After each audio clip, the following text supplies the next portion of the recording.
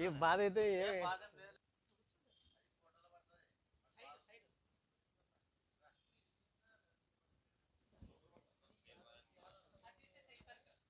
రెండు మూడు కులాల వారికి మాత్రమే గౌరవం ఇచ్చి వాళ్ళ జనాభా ఎక్కువ ఉందని చెప్పేసి వాళ్ళకు గతంలో కూడా సీట్లు ఇవ్వడం జరిగింది.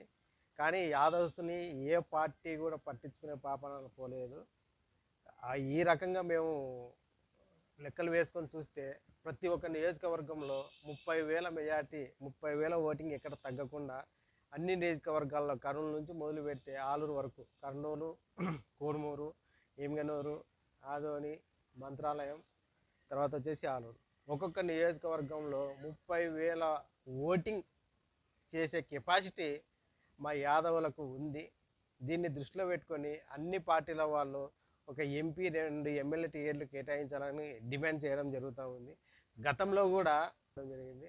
ఇలా టీడీపీలోను, వైసీపీలోను మిగతా కులాలకు అంటే మా సోదర కుర్వ కులానికి కావచ్చు, వాల్మీకి కులానికి కావచ్చు, టికెట్ల విషయంలో కానీ పదవుల విషయంలో కానీ 100% న్యాయం చేకూర్చాను.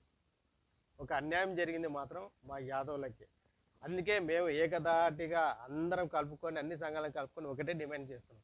ఈ టర్ములో ఈ ఎలక్షన్లలో మాకు ఒక ఎంపీ సీటు, 2 ఎమ్మెల్యే సీట్లు కంపల్సరీ మాకు కేటాయించాలి. కేటాయించకపోతే ఒక్కొక్క నియోజకవర్గంలో ఉండే మాకున్న 30,000 ఓటింగ్తో అన్ని పార్టీలకు తగిన బుద్ధి చెప్దామని కోరుకుంటూ డిమాండ్ చేయడం జరుగుతూ ఉంది. అలాగే ఈ 40 ఏళ్ల చరిత్రలో కూడా ఎక్కడ మాకు న్యాయం చేకూర్చాలి. రాజకీయంగా ఎక్కడ మేము చట్టసభలకు పోలేదు. ఎమ్మెల్యేలకు కానీ, ఎమ్మెల్సీలకు కానీ, ఎంపీగా కానీ ఎక్కడ మేము చట్టసభలకు పోలేదు. ఈ టర్మ్ కింద మాకు అన్ని రాజకీయ పార్టీలకి హెచ్చరికనే చేస్తున్నాం, డిమాండే చేస్తున్నాం. అన్ని రాజకీయ పార్టీలు మాకు ఎంపీ, ఎమ్మెల్యే సీట్లు కేటాయించలేని పక్షంలో మా ఓటుతో మా బలం ఏందనేది మేము చూపించడానికి కూడా సిద్ధంగా ఉన్నామని తెలియజేయాలిగా. వాళ్ళు టికెట్లు ఇచ్చినా ఇవ్వకపోయినా మేము మా యాదవ్ సంఘం ద్వారా 7 నియోజకవర్గాల్లో అభ్యర్థులను నిలబెట్టడానికి మేము రెడీ చేసుకున్నాము. త్వరలో ఆ లిస్టు కూడా మేము ప్రకటించేస్తాం యాదవ్ చైతన్య వేదిక ద్వారా.